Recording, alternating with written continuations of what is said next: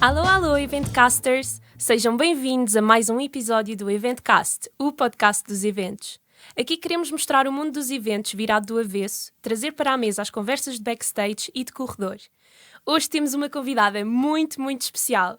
Malta, é a nossa convidada mais jovem. É a Ana Ferreira da Stravilia Sustainability Hub. Ana, bem-vinda ao Eventcast. Muito obrigada.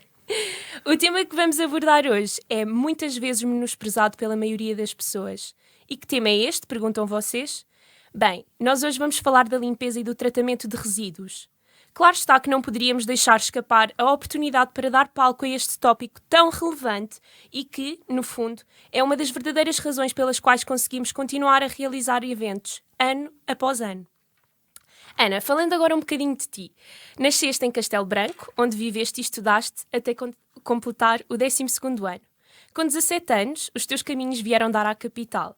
Vieste estudar Engenharia do Ambiente para a Faculdade de Ciências e Tecnologia da Universidade Nova de Lisboa. Nesta área, encontraste uma forma de aliar a ciência à componente social. Em 2017, entraste para o mercado de trabalho, no qual tens trabalhado em consultoria na área do ambiente e da sustentabilidade. Tens como hobby a prática de exercício físico, sendo o teu foco a corrida.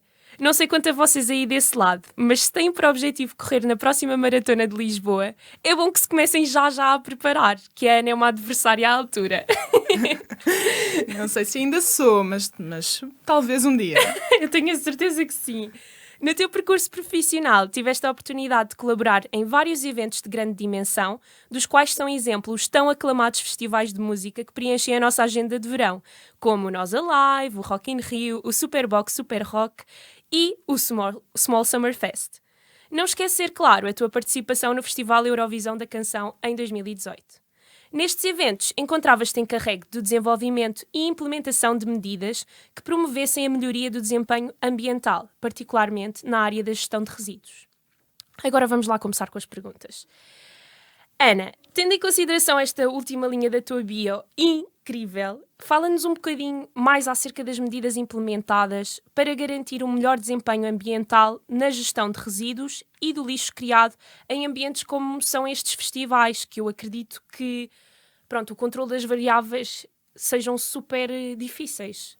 Sim, efetivamente cada evento oferece um desafio diferente, não é? Há muitas variáveis a ter em conta, cada espaço é um espaço, há eventos que têm mais espaços exteriores, outros que têm mais espaços interiores e só isso altera um bocadinho a dinâmica, mas há aqui um conjunto de etapas que são um bocadinho comuns e transversais a todos os eventos, ou seja, nós precisamos de um bom planeamento e esse planeamento tem que começar exatamente por olhar para o espaço, para as características do espaço, para aquilo que está planeado, à data em que se começa o planeamento, que geralmente não tem ainda tudo fechado, nem pouco mais ou menos, mas pronto, partir daquilo que sabemos que vai estar presente no evento e de qual é a dinâmica específica do evento, adequar então os meios a esse evento, quer seja em termos de contentorização, quer seja em termos de pessoal, de meios, como por exemplo, meios motores para ajudar a transportar os resíduos, tudo o que implica a logística pós-evento, também fazer toda essa definição de procedimentos e depois adequar os procedimentos às dinâmicas do evento, porque nós não queremos estar a fazer uma limpeza quando está a decorrer uma conferência de imprensa ou quando está a decorrer uma atividade qualquer muito específica, nós não queremos atrapalhar. Porque os resíduos têm esta questão de que tem que acontecer, mas tem que ser assim discretozinho. Passar pelos pingos da chuva, exatamente, que ninguém vê.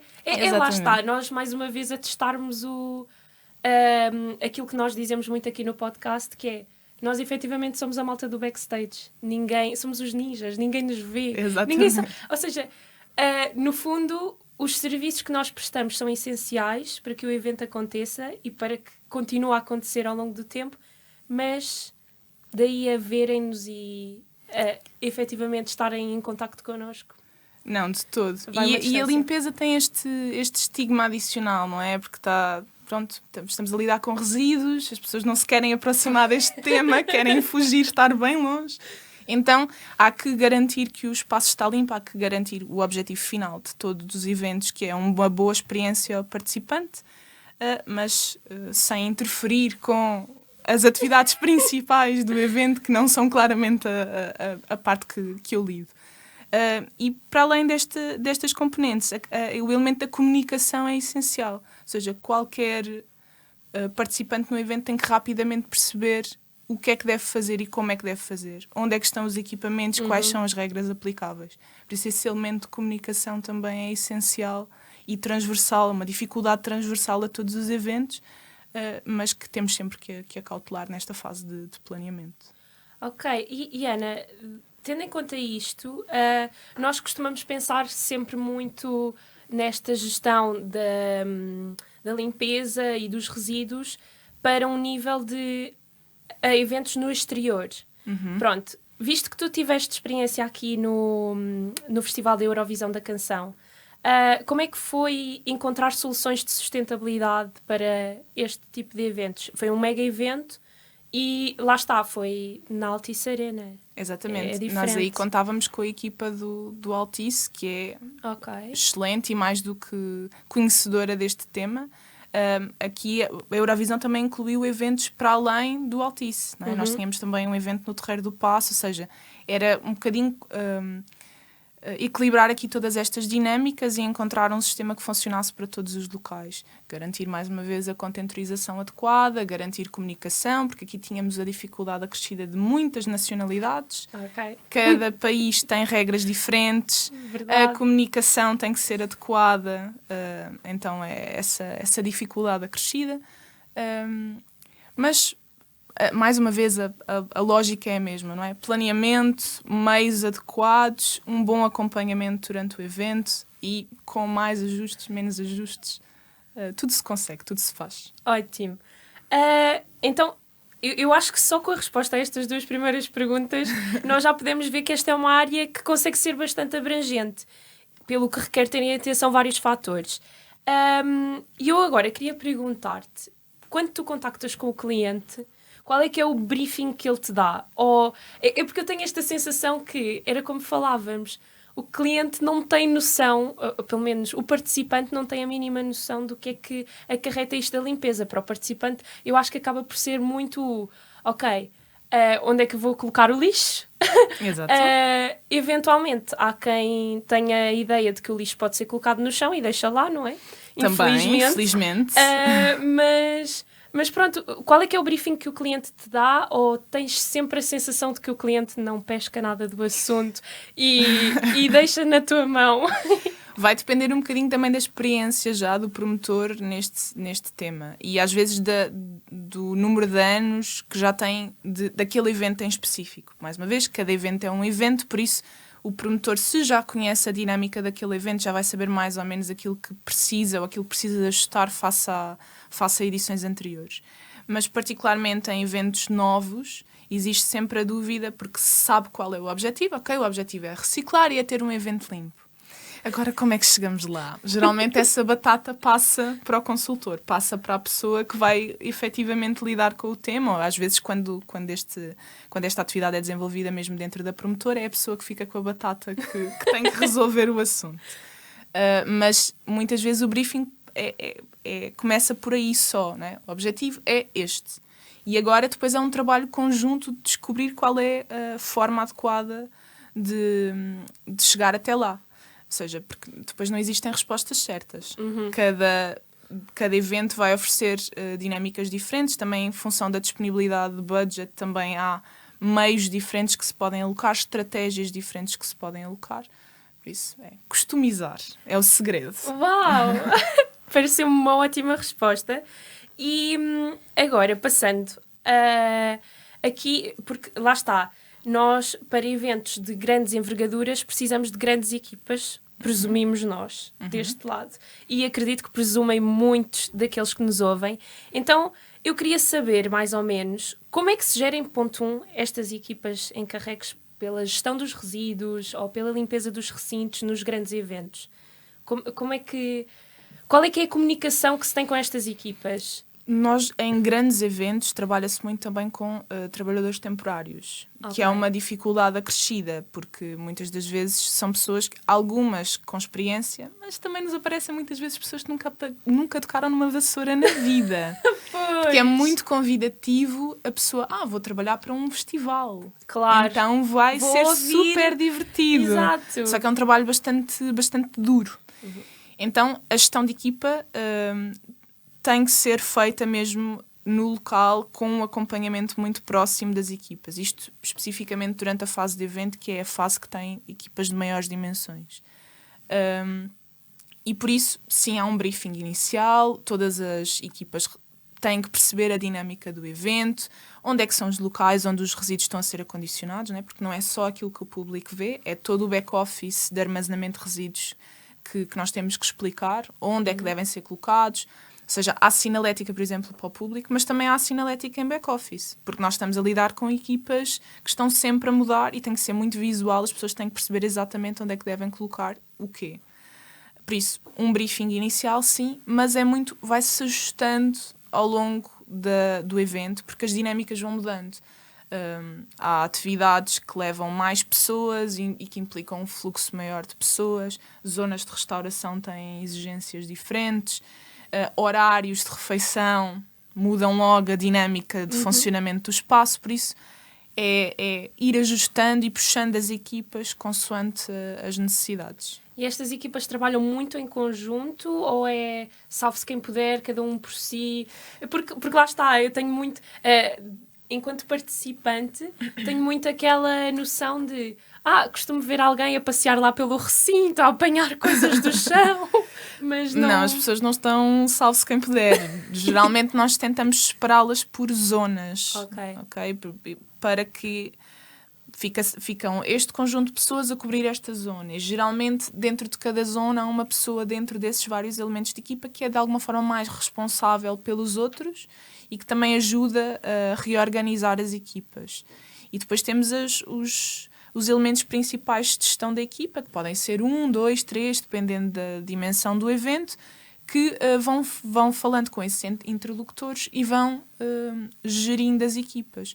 E pode haver, e inclusive isto acontece muitas vezes, nós temos horários marcados em que a tua função é esta até estas horas, daqui para aqui vais trabalhar neste local, sempre com objetivos muito concretos para fazer face àquilo que pelo menos se espera que o evento vá ser naquele momento, que às vezes não é bem o que acontece, depois é preciso uns ajustes à última da hora, mas faz parte da dinâmica. Exato. E então, sendo assim, estas pessoas que ficam encarregues de gerir estas equipas reúnem com elas várias vezes ao longo do dia, visto que há essas tais trocas durante o dia? Ou pode acontecer, sim. Não é tanto aquela reunião como se calhar existem noutras áreas em que se juntam todos num local para fazer a reunião, porque como está tudo a acontecer, a reunião tem que ser quase on the go. Okay. Vai-se ter com a equipa e puxa-se a equipa e faz-se a reunião no trajeto do sítio A para o sítio B e explica-se o que é que se vai fazer a seguir. Okay. É muito esta dinâmica sempre a correr. Muito aliado. Sim, tem que ser, porque, mais uma vez, nós fizemos um planeamento e alocámos equipas, mas não queremos ter meios excessivos. Né? Também não é produtivo ter pessoas a mais ou ter meios a mais. Tem que ser ali exatamente a quantidade necessária para o evento correr bem, mas que depois implica um bocadinho este mindset on the go. Estou a perceber, e isto até me leva a uma questão que eu tenho a certezinha que toda a gente quer ver respondida, que é quantas equipas é que são precisas para dar resposta às necessidades decorrentes de um evento de grande dimensão? Digamos assim, um Rock in Rio, por exemplo. Isso era se houvesse assim uma resposta de caras, acho que então, se calhar o trabalho da maioria dos consultores e das empresas que trabalham nesta área estava muito facilitado, não é? Mas efetivamente a resposta é depende. Depende de muita coisa, depende da configuração do espaço, depende, ou seja, não é só a dimensão, temos X área. Ok, mas temos X área o quê? É relva? É praia? É terra batida? É tal catifado? É tudo direito? Ou há muitas inclinações? Porque estamos a falar de pessoas, não é? Estamos a falar de pessoas que vão estar a percorrer aquele espaço e a arrastar material de um ponto ao outro.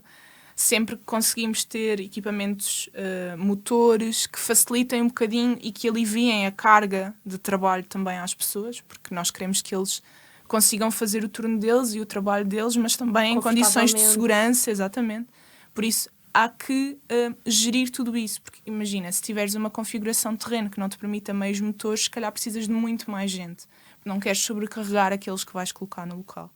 Por isso, essa gestão vai depender de evento para evento, de espaços para espaço, da dimensão do público. Outra das coisas que nós também podemos ter em consideração são o número de espaços de restauração. Okay? É um indicador muito útil. E também, quando não são espaços de restauração, muitas vezes nas ativações, também tentar perceber o que é a ativação. Porque às vezes nas ativações há assim umas invenções que eu sei que funcionam em termos de comunicação e de marketing, mas depois em termos de gestão de resíduos são dramáticas. É o tiro pela culatra. Exatamente. Sinto que isso também está um bocadinho a mudar, que se mudou um bocadinho a perspectiva nessas ativações, porque as marcas já começam a perceber, espera, então a minha ativação vai acabar no chão deste recinto e se calhar numas fotografias que alguém vai publicar numa rede social, bem, se calhar vou repensar aqui o tema. Mas tudo isso junto é que ajuda a tomar uma decisão de quais é que são os meios. Essa perspectiva foi super interessante. Eu não sei quanto a vocês, mas eu estou a adorar esta conversa. Ana, e tendo em conta todas estas variáveis, tudo o que acontece num evento, como é que vocês conseguem fazer com que um recinto se mantenha exatamente igual como o encontraram antes da realização do evento? Efetivamente é uma preocupação das equipas que organizam os eventos, mas nem sempre é endereçada da melhor forma na minha perspectiva, porque às vezes o que acontece é que as equipas preocupam-se apenas com o evento e não as montagens e desmontagens, ok? E a meu ver, para conseguirmos entregar o espaço exatamente como ele nos foi entregue, estas duas fases têm que ser acauteladas. Porque nas montagens estamos a montar infraestruturas que efetivamente podem interferir ali com o espaço e nas desmontagens estamos a tirar tudo isso. Pode ser uma coisa que se prolonga bastante no tempo, que tem uma produção de resíduos muito significativa. Okay? O evento é difícil de gerir, é verdade, mas em termos de volume, às vezes as montagens e desmontagens são muito mais significativas. Temos madeiras, temos todos aqueles plásticos que acondicionam tudo e mais alguma coisa, todas as caixas de cartão que toda a gente leva para abastecer os seus stands. E que muitos não reutilizam, não é verdade? E que muitos não reutilizam. Por isso, para garantir que o espaço é devolvido nas melhores condições, estas duas fases têm que ser equacionadas no planeamento. E só assim é que se consegue dar resposta a essa necessidade. Isso até me leva a uma outra questão, que é, lá está, existem vários tipos de lixo. Existe o lixo que é feito na preparação do recinto, seja na parte de limpar o terreno, tirar as ervas daninhas, eliminar pragas, seja o que for. O lixo das montagens, depois temos o lixo acrescido durante o evento, que as pessoas deixam. E o lixo das desmontagens. Como é que se garante que existe uma higienização permanente, tendo em conta que são, nestas fases todas, são tidos em conta vários players. Temos os fornecedores, temos, lá está, os participantes. Não devia existir uma empresa alocada a este serviço all the time? Muitas vezes existem, mas geralmente não é só uma empresa, não é? Porque tu falaste aí de uma data de componentes diferentes. Geralmente são várias empresas. É um puzzle que é preciso montar para que tudo funcione. Porque limpezas de exteriores e limpezas de interiores muitas vezes são equipas diferentes. Falaste em pragas, é outra entidade. Falaste aí na parte de jardinagem, que muitas vezes também inclui outra entidade. Há câmaras, muitas vezes, quando estamos a falar de espaços exteriores, espaços municipais, as câmaras também estão muitas vezes envolvidas e elementos da câmara também têm que ser equacionados neste puzzle. Por isso, é só juntando isso tudo é que se consegue fazer face às necessidades do evento. Ou seja, não é um player, são muitos players. São muitos, ok. É todo um trabalho, é uma junção de forças. Exatamente, sim. E todos têm que trabalhar em equipa. Ou seja, o planeamento que eu falava no início não tem que acontecer só para esta equipa. Ele tem que acontecer transversalmente às equipas. E como é que isso acontece? Como é que... Lá está, porque são pessoas diferentes, entidades diferentes, como é que existe esta comunicação? Tem que ser através de reuniões, tem que ser através de trocas de e-mails, de planeamento com o promotor, tem que sempre que haver um gestor deste projeto, não é? Ou seja, uma pessoa que efetivamente vai ficar responsável por todas as equipas e pela interação entre todas as equipas e que vai garantir que existem estes momentos de comunicação, que não acontecem só na fase de planeamento, também acontecem durante o evento. Ou seja, se calhar aqueles briefings de sala, como eu falava há pouco, não acontecem tanto com a equipa de limpeza, mas acontecem com a equipa de gestão do projeto, que vai reunindo ao longo do evento para colmatar algumas dificuldades que possam existir. Faz todo o sentido. E na altura em que fizeste festivais, ainda com a Sociedade Ponto Verde, qual é que sentiste que foi assim o mais difícil de gerir no que respeita à quantidade de lixo gerado? Porque lá está, no que toca a estes mega eventos, ou grandes eventos como os festivais de música, as pessoas muitas vezes não têm noção da quantidade de lixo que é criada só, aliás, no espaço de horas, às vezes nem é preciso ser em dias, passou uma hora e já a quantidade de lixo no chão. Então, por exemplo, no Nós Alive, em que temos literalmente o passeio marítimo, estamos no passeio marítimo e muito lixo pode ir para o mar, como é que se gera isto? É sempre com a equipa ciente de quais são as características do espaço e o que é que temos que fazer para evitar que situações dessas aconteçam. Acho que também nos últimos anos tem vindo a fazer algumas mudanças, até mesmo dos materiais que se deixa entrar no evento, para assegurar que não estamos a pôr em causa o espaço, e não é o espaço no imediato, mas é como falavas, toda a influência que o evento pode ter no meio marítimo, em qualquer outra área à volta do espaço do evento, e que depois esse lixo pode ficar a rebolar por aí durante anos e anos. Exatamente, por isso o cuidado com aquilo que entra no recinto também é cada vez mais uma preocupação, mas para garantirmos a longo prazo que não há problemas, efetivamente temos que ter todo esse planeamento e começar cada vez mais a olhar para aquilo que entra no recinto. Eu acho que isso é um ponto essencial. Contudo, e tendo em conta esta conversa, eu também sinto que, por um lado, não são só as marcas que tentam ser mais sustentáveis, mas também as pessoas cada vez mais têm uma atitude sustentável para com... pronto, por exemplo, se calhar se eu for a um festival hoje em dia, ponto 1, já vemos muito aqueles copos reutilizáveis.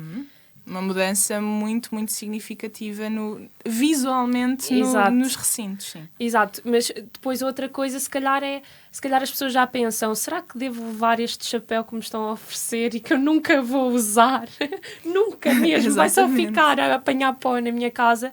Pronto, eu acho que as pessoas já adotam uma visão muito mais sustentável sobre as coisas e sobre as ações que tomam. E eu queria perguntar-te quais é que achas que foram assim as mudanças mais significativas que aconteceram, tendo em conta esta visão que as pessoas tendem a adotar ao longo do tempo.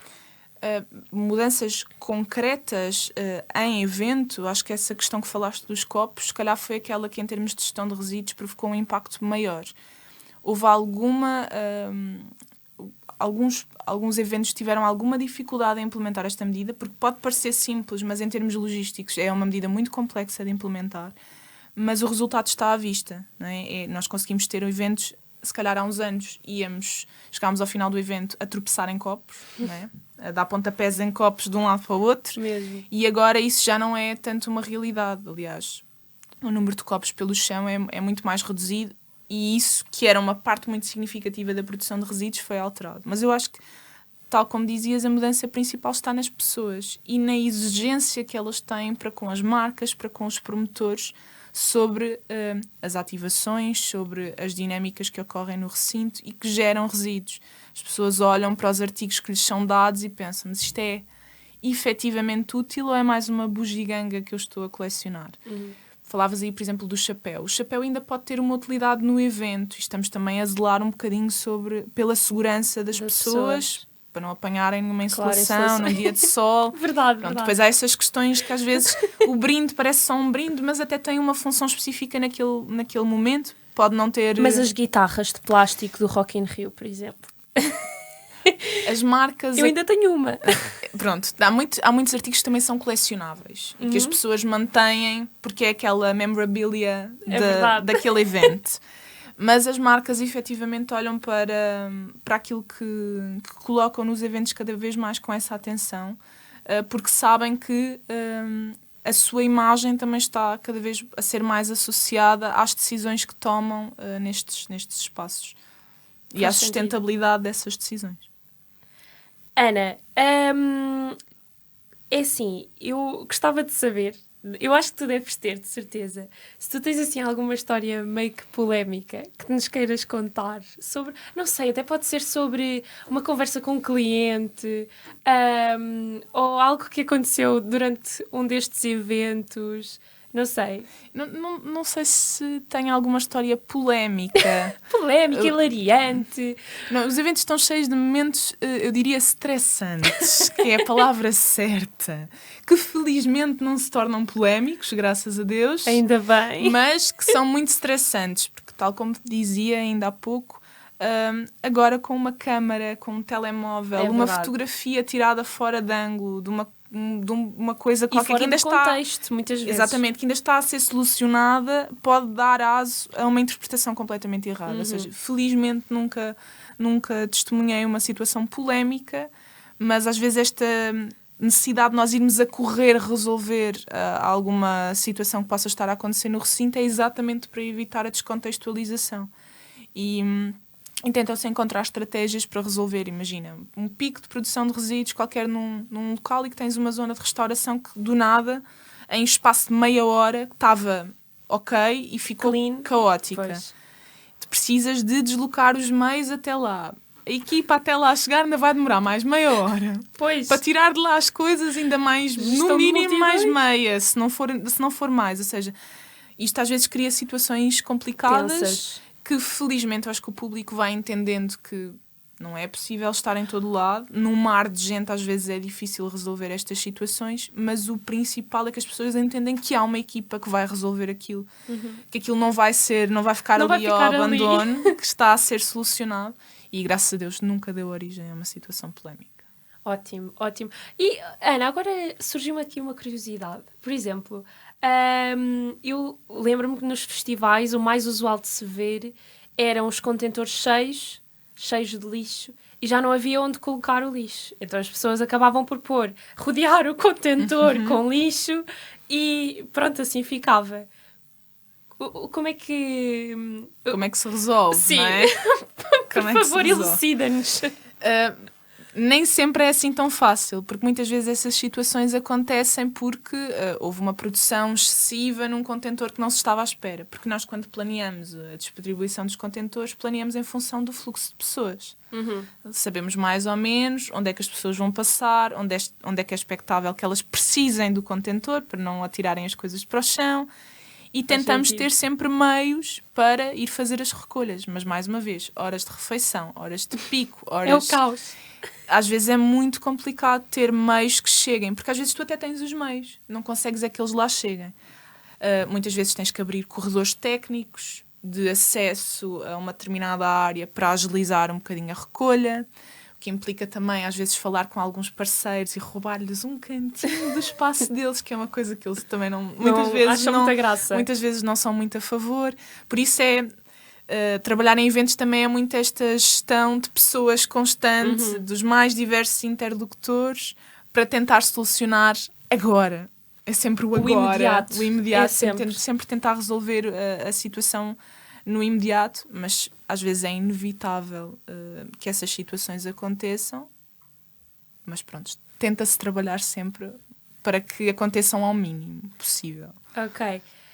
E agora eu acho que esta pergunta é difícil. Ainda não é final, mas estamos quase lá. Infelizmente. Como é que prevês que vai ser o futuro nesta área? Quais é que achas que são assim, as adaptações que deverão ser feitas na ótica das pessoas que organizam eventos?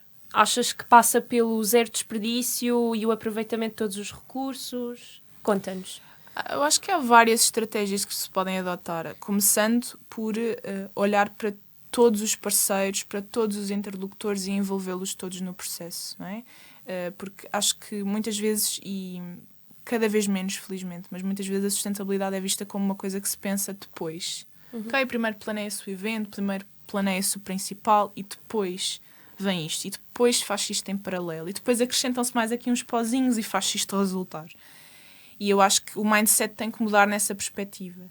Não tem que haver só uma pessoa responsável pela sustentabilidade. A sustentabilidade tem que fazer parte do mindset de todos os envolvidos no evento. E isto é um processo que demora bastante tempo, porque muitas pessoas ainda não estão familiarizadas com este tema. Exatamente, é preciso mudar mentalidades. Acho que esse é um longo caminho ainda a percorrer. Mas, para além disso, é o envolvimento também de todos os parceiros, porque ter em consideração aquilo que vai entrar no recinto, fazer uma simples listagem, pedir uma listagem de materiais, já vai aqui salvaguardar um conjunto de questões. Envolver os parceiros, dar-lhes a conhecer as regras do evento. Não é só as regras em termos contratuais e de utilização do espaço, mas é também o que é que eles têm que cumprir em termos de limpeza, nas montagens e nas desmontagens, por exemplo. Dar-lhes a conhecer, checklist. Exatamente, dar-lhes a conhecer os espaços onde têm que depositar os resíduos.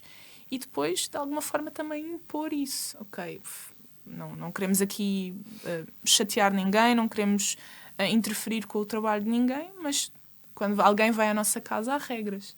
Por isso é adotar a mesma lógica. Bem visto. Bem, e agora vamos terminar, infelizmente. Vamos colocar aqui a Ana na chapa quente com a nossa última questão que fazemos a todos os convidados.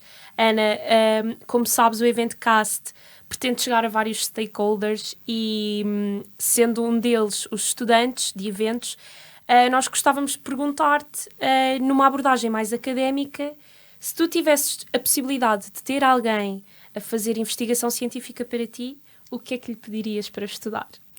Ok, especificamente nesta área, eu acho que seria muito interessante perceber a relação que estas medidas de sustentabilidade, medidas ambientais que os eventos têm vindo a tomar, têm com a percepção do público e com a própria experiência que o público tem do espaço. Ou seja, será que isto é efetivamente só uma despesa que os promotores dos eventos têm, ou isto está verdadeiramente a aportar valor? Não só ao evento, mas às marcas que depois se posicionam neste evento e que têm ativações neste evento.